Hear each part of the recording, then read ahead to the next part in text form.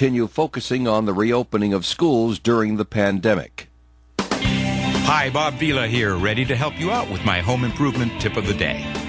Always looking ahead, it's time to plant spring blooming bulbs. All they require is a bright, sunny location and a little soil prep. The best blooms start with loose soil and a few inches of well-aged compost mixed in. Tulips and daffodils should go in 6 inches deep and 6 inches apart. If you're planting a lot of them, get yourself a bulb planter. It's a tapered cylindrical shovel that digs a bulb-sized hole with just a quick turn of the wrist. Remember to examine the bulbs before tucking them in. Make sure you're putting them in roots down. You can plant through the last week of November, although some gardeners don't stop until the ground is completely frozen. If squirrels and voles prey on your garden, most retailers have a selection of critter-resistant bulbs to choose from. If you live where it's hot, store your bulbs in the fridge for a few weeks before planting, as they need to chill for a spell to really thrive in the springtime. Get more info at bobvila.com and right here at home with me, Bob Vila. Third floor study hall. My dining room table. Homeroom Monday and Tuesday. My living room Wednesday to Friday. Wherever school happens for you this year, Staples has amazing prices on everything you need. From lap desks to computers, desk chairs to UV sanitizers. This week at Staples, a 2-pack of Elmer's glue sticks, a 24-pack of Crayola crayons, and comp books are just 50 cents each. Shop in-store, pick up curbside, or order online. School on, save on. Staples. Ends 9/5 while supplies last. Limit 30. Limits vary online. Curbside available in most stores. Allstate has new lower auto rates. Nope. Allstate has new lower auto rates. Allstate has new lower auto rates. Allstate has new lower auto rates. Allstate has new lower auto rates. There we go. For new lower auto rates, visit allstate.com or call an agent for a quote today. Subject to terms, conditions, and availability. Savings vary. Allstate Fire and Casualty Insurance Company and affiliates, Northbrook, Illinois.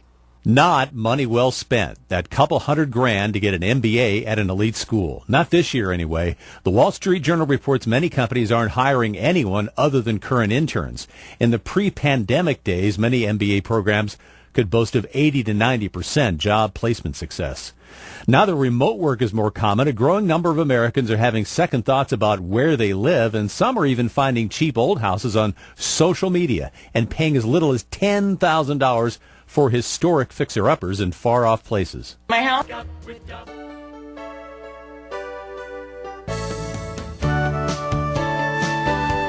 Good morning and welcome to Coffee Ann, the longest-running panel discussion show in American radio. To make a comment or ask a question of the panel, call 401-766-1240 or email coffee@woonsockеtradio.com. And now, let's join the Coffee Ann panel. Good morning to you. Welcome into Coffee Ann on this second day of September 2020. This is Joe Callahan. At the Coffee Ann table, let's say hello to Tim Draper from Navigant Credit Union. Good morning, Joe. Good morning to you, Tim. And on the phone with us is Melissa Smith from the St. Antoine Communities. Good morning to you, Melissa. Good morning. Hi, guys. Hi, Melissa. And just a reminder, we'll be joined at 8:45 today by Douglas Osier. Douglas is running for town administrator in North Smithfield. And he's up, he'll want you, if you are a resident of North Smithfield, to vote for him in this coming Tuesday's primary. There are 3 people running for town administrator. They're going to cut it down to 2. So he wants your vote this coming Tuesday. So we'll be talking to him at around 8:45 this morning to see why you should vote for Douglas Osier. All right. Let's get a first message from the St. Antoine Communities. Here's Melissa. Yeah, so St. Antoine Community, we are located in North Smithfield at the corner of 400 Mendon and 10 Rhodes Ave. And on our campus, we have 2 buildings that offer 4 levels of care: assisted living, rehabilitative services, a secured memory care unit, as well as long-term skilled nursing support. The first building on our property is the Villa. That's our 76-apartment assisted living facility. We offer traditional assisted living apartments in 3 styles: studio 1-bedrooms and 2-bedrooms, as well as an 8-resident memory care unit. And in the second building on our property, it's the Residence, located at 10 Rhodes Avenue. And it's our 260-bed skilled long-term and short-term care rehabilitative facility. Inside, we have our Easy Street Rehab Center, our secured memory care unit, as well as our private hospice suite. I always welcome everybody to take a drive up to our community, take a look around. Obviously, with everything COVID, it's a little more challenging. But please feel free to reach out to me. Call 767-3500. I'd be happy to talk it through with you over the phone. send you a virtual tour video, or whatever I can do to try to give you the visual that you're looking for and education on our services. Okay, Melissa, I have a question for you. Okay, hit me. Are the 2-bedroom apartments very popular at the St. Antoine communities? And I ask that because you would think if you're, an older generation and it's just, maybe it's a husband and wife or maybe one of the spouses has passed away, do you really need 2 bedrooms? Or do people just bring a lot of stuff with them? It's so funny. So we, in our building, actually only have 2-bedroom apartments. Okay. And uniquely, one of them just became available, and in it we actually had 2 sister-in-laws living in it.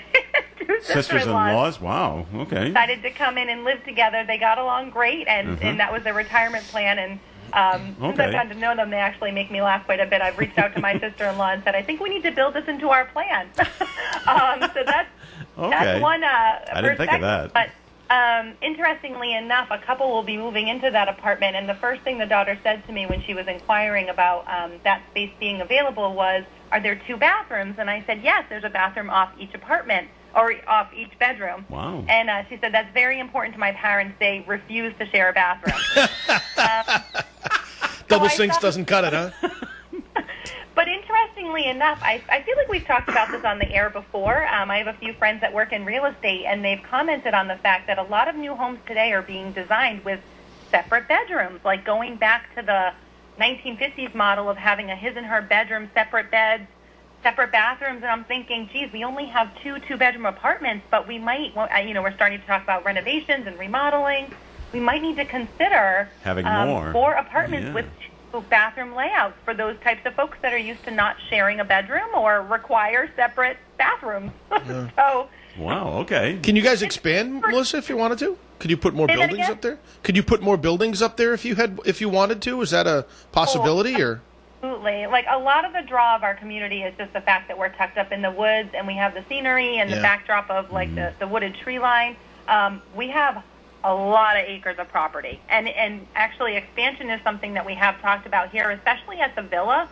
I just think that a lot of people understand today's spectrum of services, and they're starting to realize that, even the term assisted living isn't really what it is. It's very much independent, supportive living. It's essentially like living in a resort.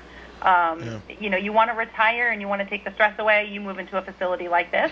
So we've had waiting lists at the villa for years, even through COVID. I mean, an apartment opens, it's filled. Yeah. So it's definitely a draw. It's definitely the future, and expansion is something we're talking about because I think there's a much-needed service for it. It's just so funny. I refuse to share a bathroom with my person anymore. When you first asked the question, I thought to myself, oh, gosh, he's kind of young. Not for me. Just occurred to me. For a friend. I'm asking for a friend. Asking for a friend. That's right. That's right. You're planning, and I know it. But you got my number, so drop me a call later. Okay. All right, we have a note that's been written into Coffee, and we'll get this one right now. It's just about the Celtics last night. Celtics come back from a 10-point deficit in the fourth quarter. Wow. Now, that's the smart way to do things. Marcus Smart, huh? Get it? Excellent. Nice that the Celtics are up 2-0 against Toronto. How'd the Red Sox do? They lost. Oh, shocking. You set that up. 10-3. It was 2-2 when I turned them on and said, they're tied. And then all of a sudden... There was a guy for Atlanta hit 3 home runs last night. He was having a fun evening. Oh, man. So, yeah, it's wait till next year. Wait till next year. Let me tell you, wait till next year. All right, so let me tell you, if you want to vote for the person that's going to win, find out who Joe says is going to win and then vote for the other person. Because I would have put money down that Joe Kennedy was going to win in Massachusetts. Oh my gosh, and right? I was just, that was jaw on the floor. What? That's with Ed Markey winning. Yeah. Does that mean that the progressive movement is really starting to take hold? Could they kept Markey there? Or is that just the incumbency, I wonder? The power of incumbency. It's the power of the incumbency. And it's so funny to hear people say, well, we need new blood in the Senate, and we need new blood in the Congress, and nothing's getting done. Yeah. Markey's been there for 4 decades. Yeah, and we just put him back. And then now he's back. Well, not necessarily. Well, that's just the primary. That's a primary. He does have a Republican They opponent. said he's going to walk all over the Republican opponent, so... The Republican is you probably don't even know his name. Ready? O'Connell? Who is he? Something O'Connell? It's Kevin O'Connor. Connor. Close. Okay. But he's got no name money. He's got no name recognition. And I turned to my wife last night. I go, they're running for Senate for the entire state of Massachusetts. If you're out there in Lee, Massachusetts, in Great Barrington, who is Kevin O'Connor? Yeah. I know Ed Markey. Yeah. Kevin O'Connor Bang. was a host on This Old House, wasn't he? different Kevin O'Connor. Oh, different Kevin O'Connor. So did it surprise you at all, Melissa, last night with Ed Markey when you heard Ed Markey I won? have to. Yeah, I thought there was a lot of strength in the Kennedy name alone, and was not surprised to learn because I suspected that this is the first Kennedy to lose a Senate spot, right? Like, I don't Ever think an election. Yeah. not the platform you want to lose on. That's a little extra embarrassment, but yeah, I couldn't get over it with especially the commercial ad spots the last 2 weeks. Yeah. You can't turn on the TV without seeing Joe Kennedy. seeing either one of them. So sort of happy it's over, but not surprised that he lost. I think people are just looking away from the built-in family legacies and wanting Maybe that's change. it. Again, they voted in someone who's been there for so much longer. So I don't know. It's kind of a confusing outcome, but. I thought that when AOC did a commercial for Ed Markey, that was going to be the kiss of death for sure. I thought it was too. And now that makes me nervous. By that, yes. And yet Nancy Pelosi came out and endorsed Joe Kennedy. I know. And that I know, didn't. but I think she had to. Because he's a rep. Yeah. And okay. She probably wanted him out of the house. Or well, he was out anyway, I guess, right? Well, yes. He had to. It's interesting. So, do you always have to resign from your current office in order to do it? I'm not running for re-election for Congress. I've now decided to run for the Senate. So that race on the Democratic side is still up. It's the same. It's the same too cycle. close to Sure. call. Okay. He didn't like leave his seat in the House now to run for Senate, right? He didn't have. No, to it give was up just, his it was seat. up. It was just okay. It was just up. So yeah. On the Democratic side, they still don't know who won, and so they're still counting ballots. There is a Republican running for Congress, and she's from Attleboro. Really? Julia Hall. I think it's Julie. It's either Julie or Julia. She won, and she'll be running on the Republican That's side Joe, for that. Joe Kennedy's seat, right? Joe Kennedy's seat. Now, listening to the so-called experts last night, Joe Kennedy probably not going away. There's a lot of things that need to fall into place, and this is the way they saw it. If Joe Biden wins the presidency, he may, more than likely will, give a cabinet post to Elizabeth Warren, which means that Senate seat will be up for grabs, and then they will just appoint somebody to fill in the remainder of that, and they could just appoint Joe Kennedy to be, and then he becomes senator in Massachusetts anyway. So think about that for a while. Yeah. Well, not too long. Well, he also may get a spot in the Biden administration because he's a Kennedy. Mm-hmm. Yeah, he's probably not. So he's not going away. And even in his speech, or he tweeted something out, he thanked all the supporters, obviously, and then he said he would do it again in a heartbeat. So I don't think it's not the last you've heard of him. He's not riding off into the sunset. No. He's going to go down to the Cape and hang out at the compound. Going down to Hyannisport for a little while. For a little while and look at the with sunset. all his friends from the family. And just hang out there until the phone rings. Until the cell phone rings and said, we need you, Joe. I'll be right there. And he's gonna you think he's got enough money? Yes. Yeah. yes. I'm not worried. I'd be concerned about not having any income. I heard that last night. You don't have to worry about Joe Kennedy missing any meals. And I thought, wait a minute. He's not overweight. And I'm like, he's got enough money. I get it now. Okay. All right. All right. Now it's pretty funny. So, and like we said before, the race in the other race for his Congress seat on the Democratic side is too close to call in Massachusetts. Let me. I am trying to follow it on a website and see if there's any new news. I just looked at Channel 12. Nope, It's nothing yet. Too close to call on the Democratic side. So that's what's going on there. And it was all incumbents in Massachusetts yesterday. Yep. Seth Moulton was another rep. He got back in. So what's the deal? We need new blood, but new blood, except for my person. My person. New blood is frightening. New blood is scary. Yeah, right. In this day and age, because you don't know how they're gonna vote. Yep. So. You don't. I just think that people are comforted in the status quo. Yeah. Did she just say status quo at the same time I did? So instinct, Tim, even through phones. That's right. People don't want, when you say that, change is good, people just don't want change. They like what's what's the status way it is. quo, and not in every area of society. There's some areas that need to change. We get it, but by and large, I mean, I think there's a lot of comfort in not having upheaval in society and your lives, and that's what I think people want. So I went. I did go vote in person. Wow. Yesterday, my wife and I, we both voted in person. Yep. 800,000 people voted in Massachusetts by mail. Wow. 800,000. So they still have to count all those, right? Or have they already counted them? No. You hold on to them, and then someone yesterday, depending on what town they go to, that's someone's job to just start feeding them into a separate machine. Oh, so you still have to bring them to the. You just can drop them off at the polling place.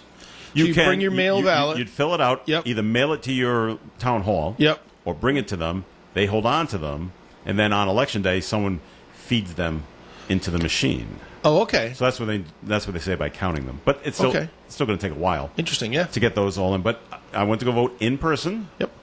Which was great because nobody was there. No lines. Like fantastic. Would there have been a line anyway, though? No, not normally on a primary. It might have because I went much later in the day than I normally go. So it was between 5:30 and 6. So I was worried that not too worried that it was going to be crowded, but it wasn't. Yeah. And so they just have it. It was in my high school gym, and they just had you follow the lines, follow the arrows. So it was up and around and swing back, like that, and go out this door and like that. I would but imagine. what was funny, what was amusing, of the lady that checks you off, and she asked the right questions. Okay, street, house number, your name, and like that, and then she goes, and would you like the Democratic primary ballot? Really? Yes, I was like, the assumption, and I was waiting. Yes, and she was reaching for it, and I was waiting for her to keep going. Okay, would you like the Democratic primary or the Republican primary ballot? And she just stopped. Really? At the Democratic and was reaching for it, and I said no. Oh, and then now she had to find it. So I was going to say, how many people were on the Republican primary ballot? You know what? What was that, Melissa? I said, did you get a judgy look from her? Like, gee, now I got to find it. Kind of thing. You want to what? No, there was one running for. There were two people running for Senate. Yep. For against that now running against Ed Markey. There were two people running for Congress for Joe Kennedy's seat, and then there were a few others.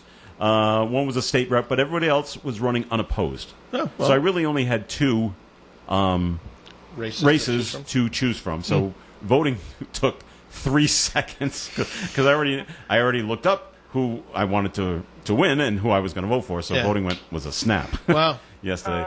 And I wonder if so. Are you still sporting a beard? I don't have you guys live. No, I shaved that. I was going to say maybe you just look like a Democrat with the beard, but.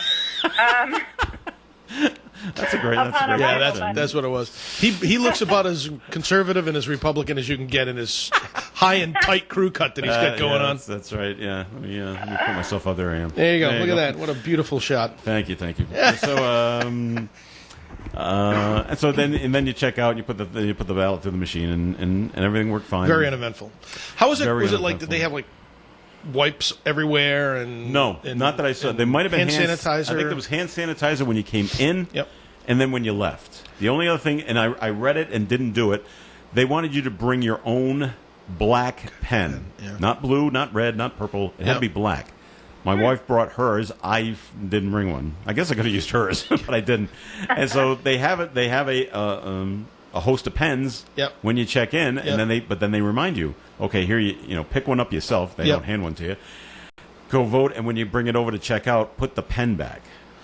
Do you have to clean it though? Because no, they'll do that. Okay, so they're doing it. All right. Well, they'll put them down, and then when you check in and they're running out, someone will go sanitize the pens and bring them over. Yeah, and we'll just rotate them around. Yeah, they do that now. I think everywhere. The hotels, the restaurant we went to this weekend, they were wiping down pens and stuff. Yeah. Okay. New Hampshire, so. Less safe than going to the grocery store, for example, because I'm getting hung up on this whole movement to do mail-in ballots, and I'm like, the whole going in person to vote can't be any worse. Yeah. Than going to the grocery store. Any danger? You're right, and you pass people in the grocery store all the time, and It was the I think same it's thing. probably. I had to walk past people that were waiting for their precinct. Yeah, to I get think to mine. it's probably easier to control the flow of traffic and who's where at a polling station than it is at a grocery store. I It's agree. It's even easier because you can, other than the lines, if there are lines outside, could be far longer because now you have to be 6 feet apart. Mm-hmm. I know. Well, then you people like John Ward, as you mentioned a few weeks back, like going the wrong way in the arrows in the grocery store. I mean, him aside, with that example aside, the rule breakers. Yeah, I know. I know they'll do it differently on election day because more people will show up. It's 5 precincts. 3 will be in the gym. 2 will go to the cafeteria. So it'll be more separating and more lines, and so you don't cross lines and get in front of other people. All right, we're going to take a break here in the Coffee and program. So, Melissa, time for a second message from the St. Antoine communities. Yeah, so I love taking this opportunity, this spot, just to kind of touch base on what's happening in the community. And obviously, the majority of my year on this show has been talking about everything COVID, and it's going to continue to be that way, it looks like, for many months to come until we probably get out of this winter season. But I always like to just make sure folks kind of, hear from the horse's mouth that, we are open to admissions. Are they limited? Are they restricted? Yes. I know that I've been in talks with the residents, our skilled long-term care facility next door to my office, and they are open to admissions, but at limited capacity. So a lot of folks are calling and they're being turned away, and I don't want to discourage folks from continuing to reach out and continuing to inquire about staying in our Easy Street Rehab and Transitional Care Unit because there are openings. They're just limited. So if you're planning ahead for a procedure or surgery, I encourage you to reach out next door to Billy McIntosh. You can call that 767 number that I mentioned earlier, so 767-3500, ask for Billy McIntosh. Talk through the steps on planning your upcoming surgery and rehab stay with him. And even for myself here in the villa, we're open to admissions. Are there new steps and measures that we need to take to ensure the safety of the folks that already reside in the building? Absolutely. Is there quarantining involved? Absolutely. But it is possible, so I encourage you to reach out if you have questions or if you're in a planning state. I know that a lot of the families I've talked to, even with the climate that we're in right now, they feel comforted knowing that they can move their loved one into our community here and that they'll be taken care of and their needs will be met with more sense of security than even having them stay at home.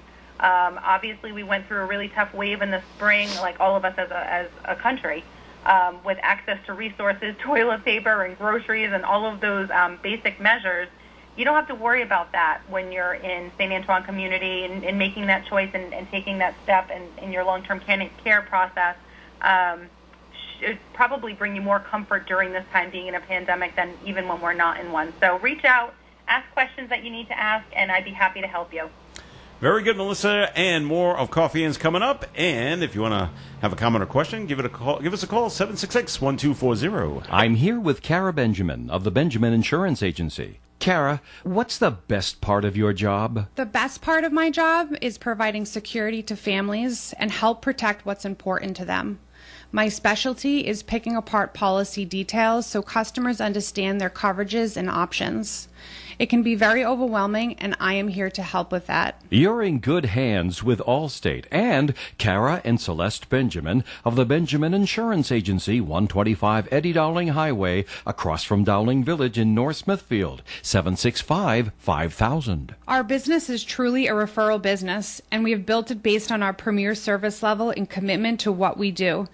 If you are looking for personalized service with people who care, that would be us. When it comes to emergency service for plumbing and heating, you can't beat C.J. Nemus, 37 Corey Street in Woonsocket. C.J. Nemus offers over 15 years of experience and is licensed in both Rhode Island and Massachusetts. C.J. Nemus offers complete heating system service, plumbing, water heaters, plus drain and sewer cleaning. Remember that senior citizens receive a 10% discount. So give Charlie a call today at C.J. Nemus, 769-4776. They're registered with the Better Business Bureau. They're a master plumber with quality service. It's the only way and the best way. With C.J. Nemus, call today, 769-4776 for C.J. Nemus. The Coffee Ann panel is enjoying coffee from Down East Coffee in Pawtucket. They're a 62-year-old family business that roasts all its coffee right here in Rhode Island. Founded originally as Excellent Coffee Company, they provide great coffee to food service establishments throughout New England. Local and live at 99.5 FM. All right, it's Coffee In on ON, AM, and FM. Thanks for joining us. Tim Draper's here, and Melissa Smith is here. I'm Joe Callahan. I'm going to bring this up. It's a story that we have. It turns out to be funny, not for the guy in the story, but no one got hurt, so that makes it even funnier. So that's good. And this happened up in Worcester. The police chief up in Worcester wants one of his officers fired because allegedly the officer was arrested. Well, he was arrested. Not allegedly, he was arrested for drunk driving in January. But here's the funny part: the officer allegedly was driving drunk, and he got his vehicle stuck on the railroad tracks.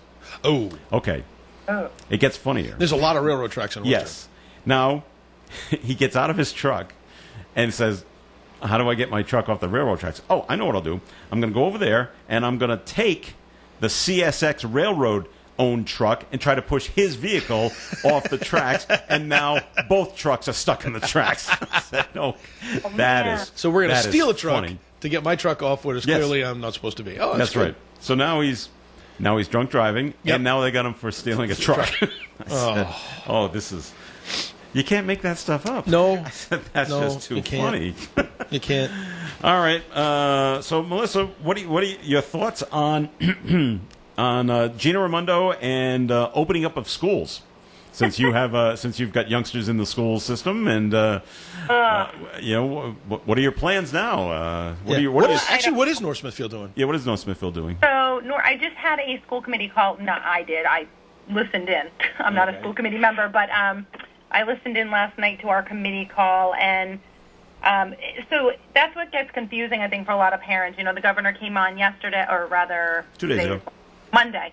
Came on Monday, made the announcement that she's given the green light, that schools can reopen, blah, blah, blah, blah. She's expecting by, I think it's October 14th, that everybody's getting back to full capacity. And I'm thinking, none of this makes sense to me. I'm sitting here, I've been torn the entire time. I've shared that week to week, what to do. I'm in healthcare, but my kids are sort of at that age where they need that socialization with their friends, and they just do better in school.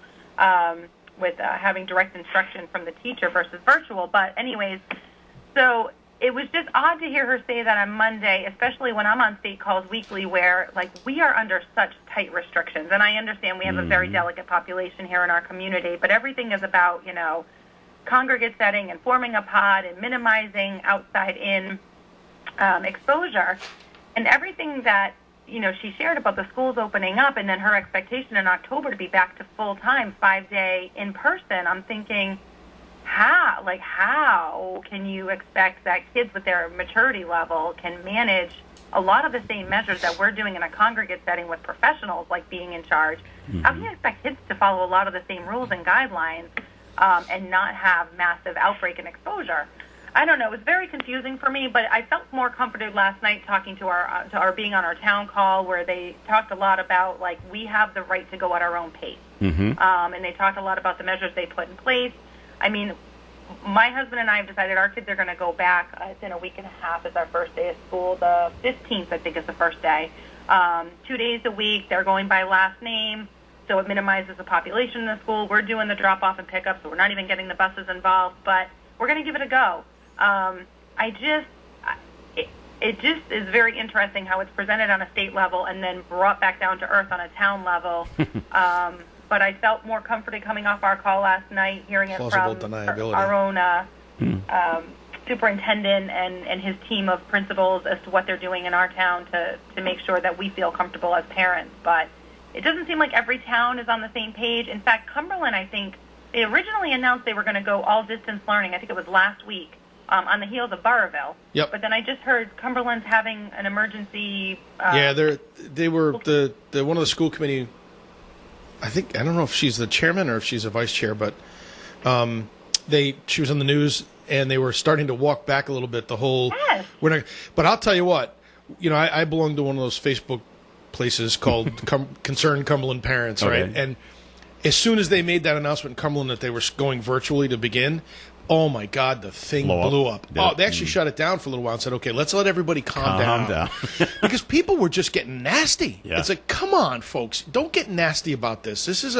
We need to figure it out. It's a challenge.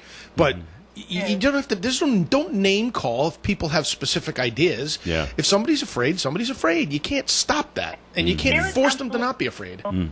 There is no right answer in all of this, and I can tell you, my back and forth over the last 2 months is testament of that. Like there is no right answer, and as a parent, you feel like, am I making the wrong decision? Even as of last night, I said to my husband, maybe we should go to virtual learning. Maybe we should just keep them home. Yeah. But hearing the ideas and the plans that they had in place, we kind of were like, all right, maybe we'll roll with this, but we still have that option to pull out.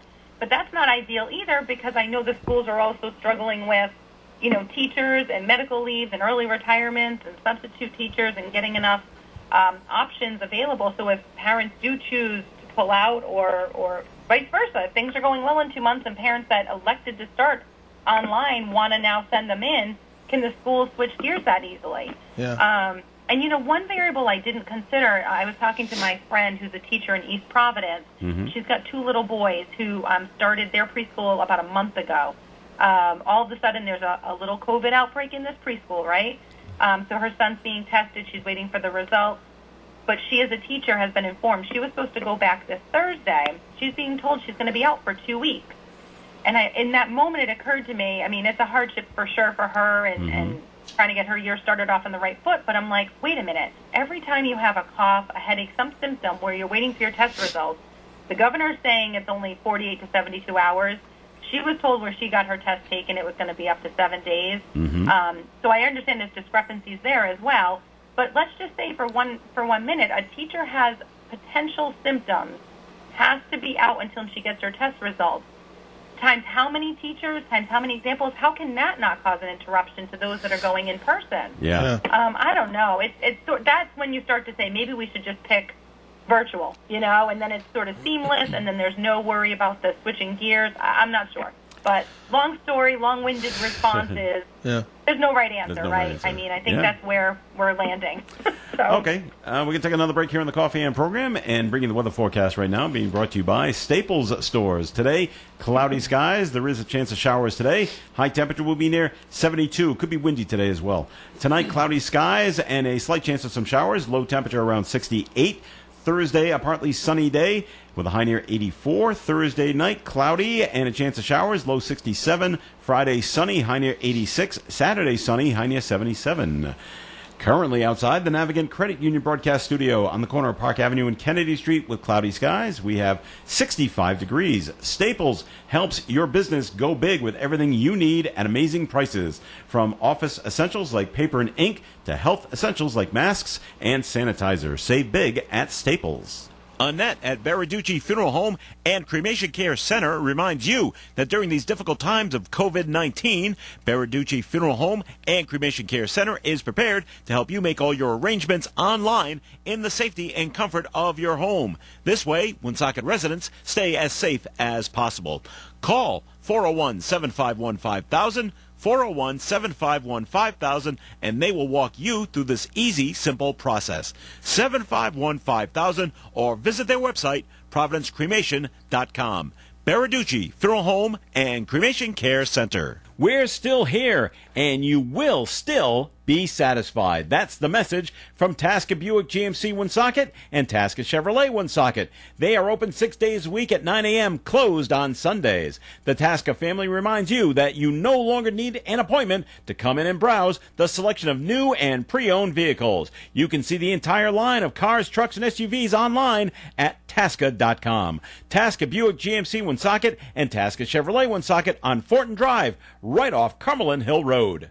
It is Coffee and on ON Radio, and this segment of the Coffee and program is sponsored by Navigant Credit Union. So time for our first message, Tim. Thank you, Joe. This first message may sound a little self-serving, and it probably is, but there's a reason for it, so stay with me. We recently were awarded Rhode Island's best credit union or bank by the Providence Journal Pro-Joe Reader's Choice Awards. Congratulations. Right? And we're very proud of that. It means a lot to a lot of people at work, a lot of team members who go way above and beyond to make sure that the membership and the customers are all satisfied and taken care of to the best of our ability. But winning these awards, as great as they are, really are the proof to us that what we're doing is right. Because if people are saying that they are experiencing a good relationship with the credit union and they're satisfied with the service and they like the people, they tend to vote in these types of award contests, right? So my point today is that if you're not a member of the credit union, if you're a customer out there searching for a new banking relationship, I highly encourage you to try Navigant Credit Union. Go over to the Park Square branch, see Amanda. Actually, you can visit any of our 20 locations throughout the state. Kent County Hospital location, though, might be a little bit of a challenge because I think they're still on by appointment only. But so 19 of our branches are wide open. Come on in and see us. Visit the staff. And I'm not asking you to just take all your banking relationship from wherever it is. Try an account or two. Maybe get a small loan. Whatever it might be that you need. Experience what we have to offer, and I think that once you experience it, you too will be a promoter of Navigant Credit Union's brand of customer service. So we encourage you to do that. You can visit us at www.navigantcu.org if you're interested in learning about what we have and don't want to talk to anybody about it. But if you certainly want to talk to everybody about it, we love to see people, and if you come into the branch, we're happy to sit there and brag a little bit. So 233-4700 or navigantcu.org. Very good, Tim. All right, we did get another note that was written in, and you can write one into coffee@OneSocketRadio.com. And this one just says, what does the panel think of Governor Raimondo's plan to lure people to the Rhode Island State parks by offering free Wi-Fi? People were using parks until she stopped them. This is crazy, and it's right. It's all part of her, what is she calling it, the TakeItOutsideRI.com. Which is odd because 2 months ago she said, "Okay, everyone can go to the beach," and then she said, "Wait a minute, too many of you going to the beach." Yeah, and now it's 2 months later. All right, everybody come back. Yeah. Well, which is it? It is. She's not the best. Sometimes she's just not good at communicating. Well, I'll tell you, Melissa's right. It's a no-win situation no matter how you do this. Schools or parks or recreation. I mean, this is just a crazy time. So there is a certain amount of, you have to be flexible in your thinking. But it's a dichotomy. Sometimes I think it's you don't really know how to approach it. I laughed because she said in her press conference the other day that somebody asked a question, why couldn't you have made the decision about opening schools 2 weeks ago on the 16th when it was supposed and her response was, well, because the opening of schools, we've always wanted to do it 2 weeks, but the opening of schools was pushed back to the 14th of September. I'm thinking to myself, yeah, but you pushed it back. That's right. It was your decision. So but it's a no-win situation, right? That's just the way the world is working at this point in time. But I think you're right, Joe. It's crazy that 2 months ago we were like, too many people at the beach, we're choking down to on parking, and now all of a sudden we want to come back. And free Wi-Fi is at the parks? Yes. So if you go to Fort Adams or Lincoln Woods, you can get free Wi-Fi. So at the parks. So I really don't think that's going to lure people there. What would the point be to go? Are you going to do class work there? Is that what you're going to do?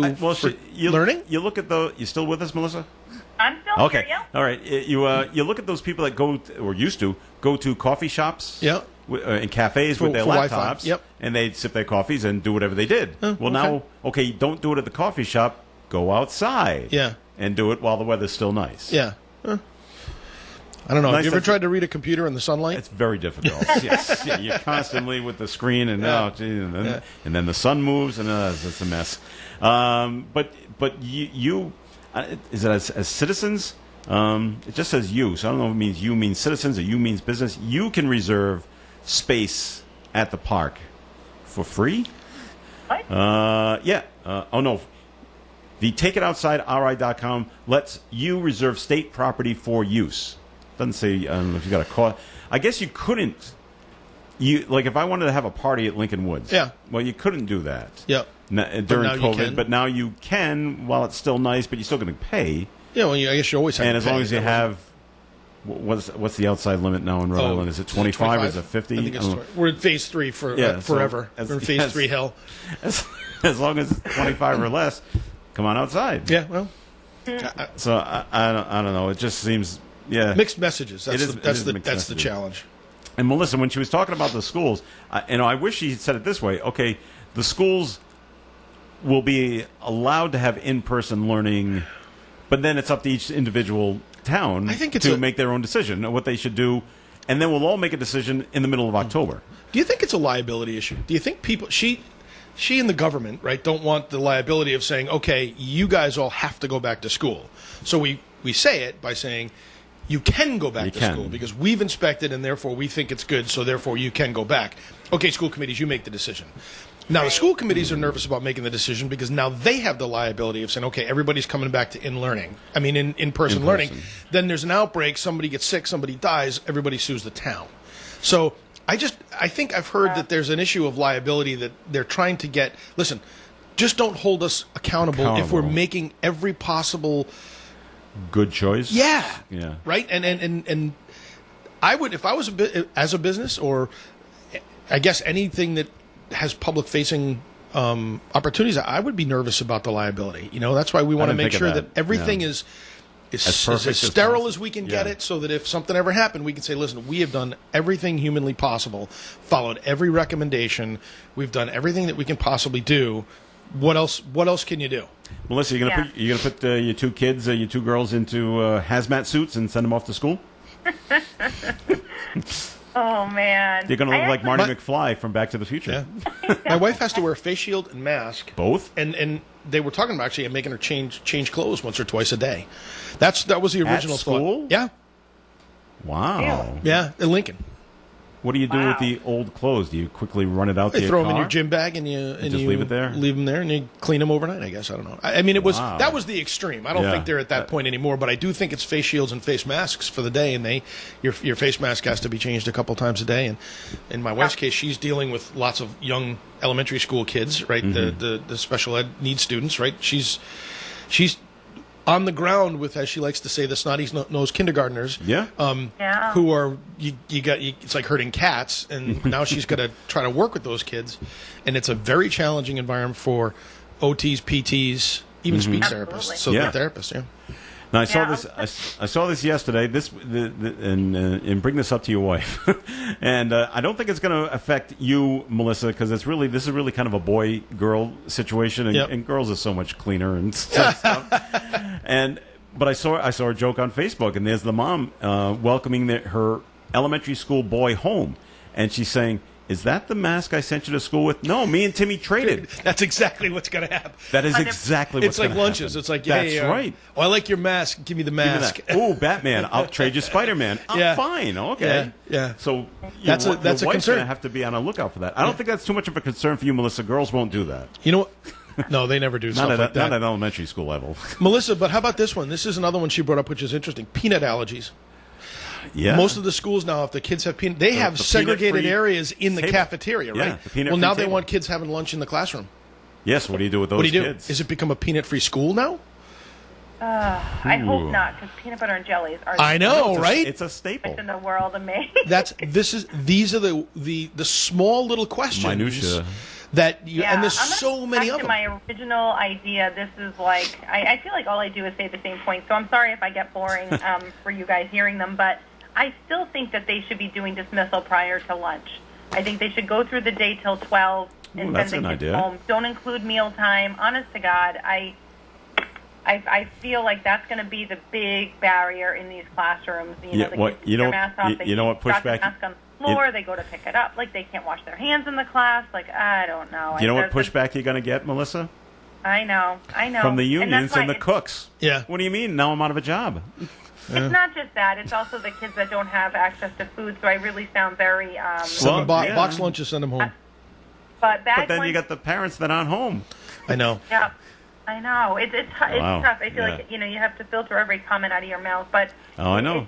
This is a very unique time, and being in a pandemic that we are in, it's just, there's no right answer going back to that. And Tim nailed it when you used the word recommendations. Like, there's so much gray area, and all you hear from authorities above are, these are our recommendations. There is no perfect answer, right? So we're just going to keep following the recommendations and go through these, like, this gray terrain and hope that we just all come out okay on the other side.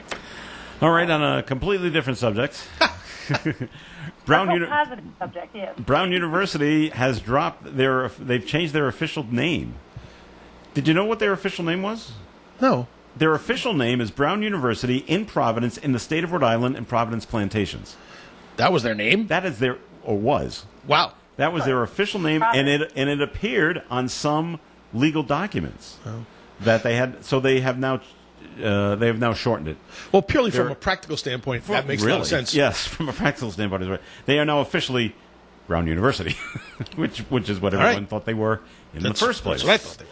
But they have now dropped that, and of course, Rhode Island voters are going to be asked in November to remove plantations from the state name. I hope it's remove Providence plantations, because state of Rhode Island and Providence sounds kind of silly. It does. It does sound silly. I'll be interested to see what that vote is like. How it goes? Yeah. You don't hear too much about it right now. You heard a lot about it a couple of months ago. Yep. And you don't hear too much push about it right now, which means it might fail. And you know how good my record is on political guessing. Make that recommendation, Joe, and we can go with the opposite. So we'll see what happens there. All right, we're going to take we'll take another break right now. Our guest has arrived. Excellent. So we want to make sure we give them plenty of time. So Tim, time for a second message from Navigant Credit Union. Just a reminder to everybody that unfortunately, the summer is coming to a close, which oftentimes means home buying season slows down. But if you are still in the market for a new house or second home, or want to move to a new residence, please come and see us at navigantcu.org. Learn about all the mortgage products that we have to offer. Everything from fixed rate variable mortgages to jumbos, FHA, VHA. First time home buyers is a very popular program, and our construction mortgage is a really good program. So if you're starting construction on a new house that you're going to take through the winter, give us a call and start the process. I think you'll find that that construction mortgage is actually a pretty cool mortgage. It's a one-time closing mortgage, so you don't have to close twice. But we have all the mortgages that you could need and at the best possible rates that we can have. So give us a call, and we're happy to help you out. Thanks, Tim. And the Coffee and program will continue in just a few minutes. Gators Pub has reopened for takeout and delivery. You can order delivery through DoorDash, but for takeout at Gators Pub, call 401-769-2220. 769-2220. Call Gators Pub with your credit card ready. Then when you get to Gators Pub's parking lot, call them back and let them know you're there. Gators Pub curbside takeout hours are Monday through Thursday, 11 a.m. to 9 p.m., and Friday and Saturday, 11 a.m. to 11 p.m. Gators Pub full menu is offered for takeout and delivery. Gators Pub on Victory Highway, Slatersville reminds you to be on the lookout for weekly promotions and deals. Gators Pub has reopened for takeout and delivery. Hey, I'm Dave Koz with you, and I hope you listen this weekend when the Dave Koz Radio Show salutes one of the masters with a very special tribute to the guitar genius of George Benson. Remember, visit DaveKoz.com and be here this weekend to celebrate Mr. Benson on the Dave Koz Radio Show. If you like smooth jazz, then you'll love the Dave Koz Radio Show. And you can only hear the Dave Koz Radio Show right here on ON AM and FM, 1240 AM, 99.5 FM, twice every Sunday, 6 a.m. to 8 a.m., and again 7 p.m. to 9 p.m. The Dave Koz Radio Show is brought to you by the Carew Investment Group.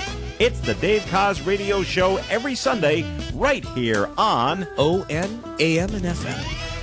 You can depend on us for public service, ON Radio.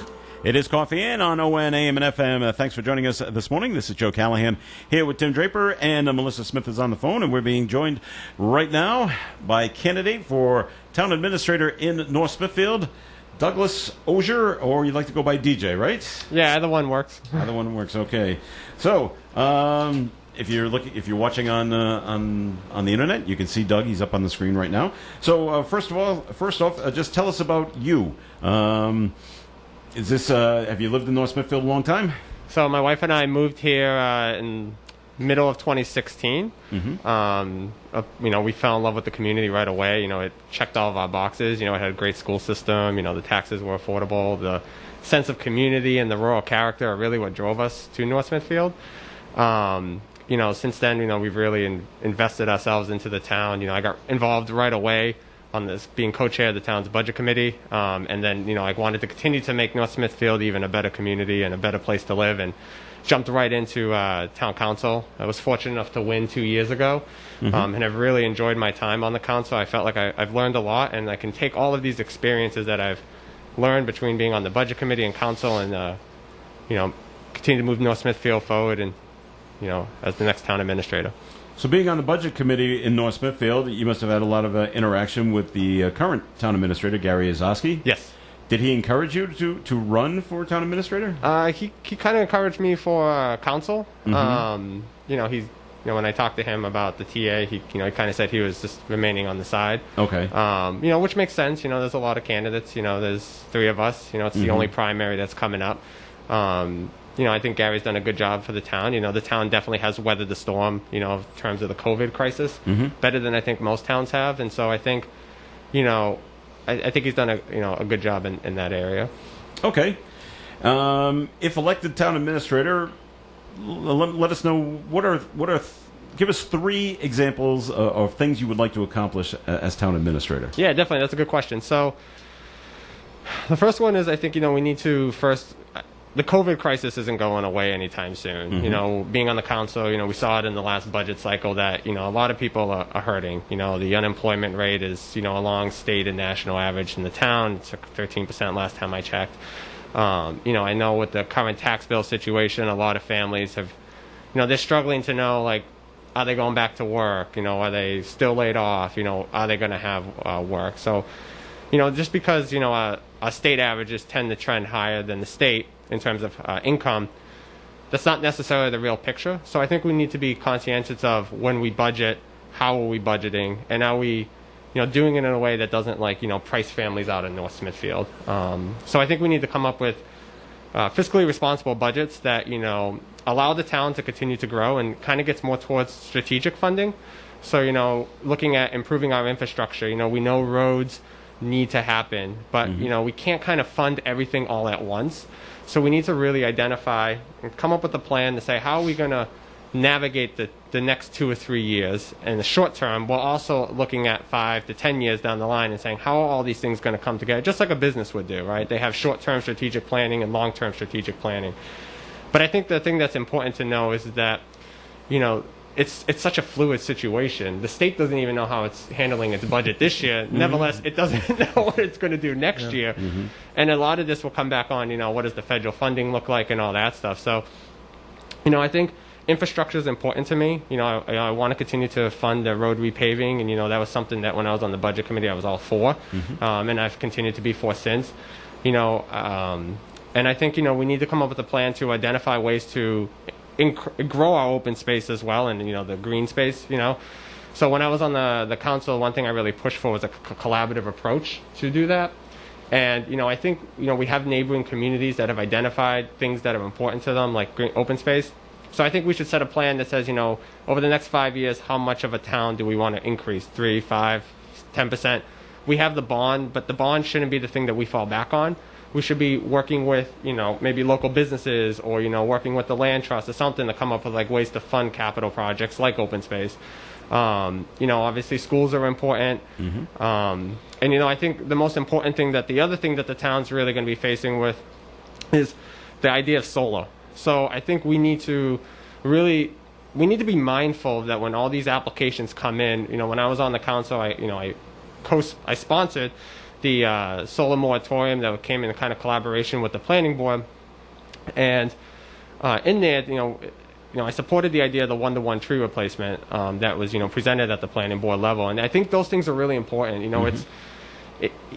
The comprehensive plan for North Smithfield identifies certain areas of town that the rural character is important. And when you talk to a lot of people in town, it's obvious that that's what people really enjoy about the town. So we need to have a balance between development and growth as well. And so, development between rural preservation and protecting our history and growth as well. And so I think that's something that I will continue to put at the forefront as well. All right. Navigant Credit Union has a branch in North Smithfield. Melissa Smith on the phone. The St. Antoine Communities is in North Smithfield. Yeah. Do you have any question for DJ here? I do. Being unfamiliar with you at this moment in time, Douglas, give us a little bit about your background. What would you do before you decided you wanted to be on the administrator? That's kind of a great question. I kind of jumped over that piece, so thank you. So a little bit more about myself outside of my time in public service. So I got my MBA from Franklin Pierce University. I worked in there. Well, prior to that, I got my finance and economics degree from Stonehill College. Like I said, I got my MBA in leadership. And then From there, I worked in higher education for a little bit of time, working in a residential life department, overseeing housing operations within certain buildings. So that's why education is important to me. I thought it was the way I was going to go in life. Things changed, and then I got into inventory cost accounting for a for-profit agency, looking at millions of dollars of inventory and how the inventory and the gross margins and all that stuff. And, then I got into more of the strategy and data analytics side of things. So for the last 5 years, I've been working for a nonprofit healthcare provider in Providence, Rhode Island. And I've been doing really just supporting the strategy end of the analytics piece, operational efficiencies, financial, data analytics that relate to that. And currently I work as a manager of business intelligence, where I'm currently building out and overseeing the development of a data warehouse to, help aid the next level of analytics, predictive, all that stuff. So that's why, for me, data is really important. I think there's two types of data. There's the qualitative side and the quantitative side. And I think a lot of times we hear things out there, and I think data kind of helps determine, what's going on. First time on the radio, yeah. There you go. A little bit louder. Yeah, so, I think data helps provide, it's a piece, right? It's not necessarily the end-all, be-all. It's just one component that we need to look at to say kind of what's making sense, what's going on. Are we doing things in a way that's going to be efficient for the taxpayer, or, is it maybe not the right time to do this now? It kind of gives us a measure to compare ourselves against, whether it's surrounding communities or just ourselves. Great, thanks. Melissa, St. Antoine Community is located in North Smithfield. Are you happy with the way things are going in the town? So professionally and personally, yes. I love the town, and I took a job here a couple of years ago to be closer to home. So I'm very content with the town and choices that have been made. My question was what Tim asked. So my second question was actually regarding the rumors that we're hearing in town on me as a professional, but also as someone who's invested in senior services. And also as a taxpayer in town, what are you hearing regarding the rumors that we are going to be constructing a senior center, and where does that fall on your list of agenda items? Yeah, so that's a good question. So there is a lot of talk out there as to what to do with the Hallowell space. For me, part of my whole, when I say fiscal responsibility too, is, I don't want to rely on bonding and debt. I think the town it's proven over the last couple council meetings that the town has the capacity to borrow. But, given everything with COVID, I don't think we should necessarily be going right out and funding all these new projects. At the same time, there's talk about a police station and all this stuff. And these are large capital projects, millions of dollars. I think that the idea of a community center is important, but this is why I agree with the current administrator as well.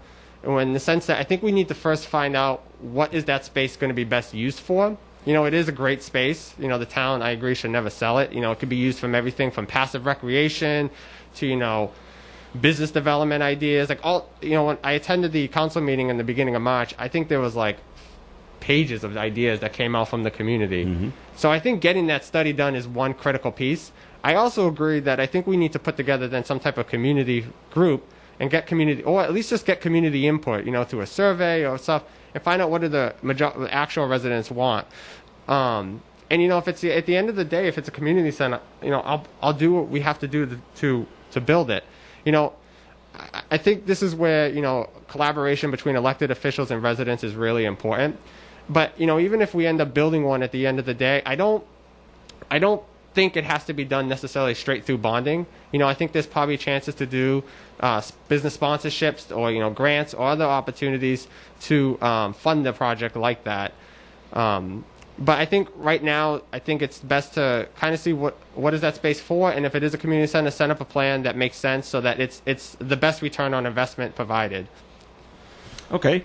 In terms of campaigning in COVID-19, have you been able to get out and meet the North Smithfield residents? Yeah, so that's been a little tricky. I've been meeting with a lot of people, but just it's not in the traditional sense, as just the blanket door to door. I mailed out stuff to people. I've been trying to engage as actively on Facebook as I can. I feel like it's a little different this year, but it's not. It hasn't stopped me from getting out there. Okay. What separates you from the other two candidates? Yeah, it's a good question. I think over my last 2 years, I was the I'm the only candidate that has an MBA. I'm the only candidate that the last 2 years has been very active on the town council. I was the only one that voted against the tax stabilization development agreement for the Iron Mine project. I consider myself someone that is very accessible and open. I talk to people, I listen to people, and I'll actually advocate for them. It doesn't always mean that, just because we bring up an idea, it doesn't necessarily mean that that's the idea that's going to go with, but I'm not afraid to have those conversations and engage in those tough dialogues because, the worst, I guess, I'm somebody that will continue to fight every day for North Smithfield. I will do whatever it takes to continue to move the town forward in a positive manner. I think we need to be forward thinking. I have a plan. And I think it's very important that, I'm just going to continue to take my experiences. Sorry, I got a little nervous. Okay. First time. All right. We'll ask a controversial question now. Boy. All right. Oh, boy. Where do you stand on defunding the police? I'm against defunding the police. Okay. I think the police do a great job in our community. I don't think anyone denies that. But I don't think we should shy away from, everything that's going on out there as well. During the forum for NRI Now, I talked about this, and there was that study done by Central Connecticut State. And that's an area where I think we can use data to kind of look at our policies, look at some of these things that are happening and say, is change happening? And that shouldn't be something, this is one of those areas where I don't think we should shy away from having a tough conversation. I think that's one of those areas where we can actually say, all right, what is the data telling us and how are we going to improve? Just like a business wants to improve. It's not necessarily a negative thing against the department. It's just we want to be better and we want to reflect the community at large. And I think that's the way we got to look at it. We got to reframe some of the ways we look at things. Because, if we're always looking at it from a negative approach, we're never going to actually get anywhere. We're just going to kind of further entrench ourselves in the positions that we're in. So I think we need to recognize that and move forward. All right, it's a quick 15 minutes. It was very fast, I will tell you that much. But we do a lot of info, though, a lot of good info. Yeah. But we want to give you a few seconds here at the end, 30 seconds or so. Any last-minute things you want people should vote for you coming this Tuesday at the primary? Yeah, no, I will always continue to put North Smithfield first. I really ask for all of your votes. It's been a very tough campaign year in terms of the traditional sense. It's been an honor serving as one of your town council members over these past 2 years. I really enjoy waking up every day knowing that I get to serve this community and to make it better. And I really value my time and my position in that regard. A vote for me will be a vote to continue to move North Smithfield forward.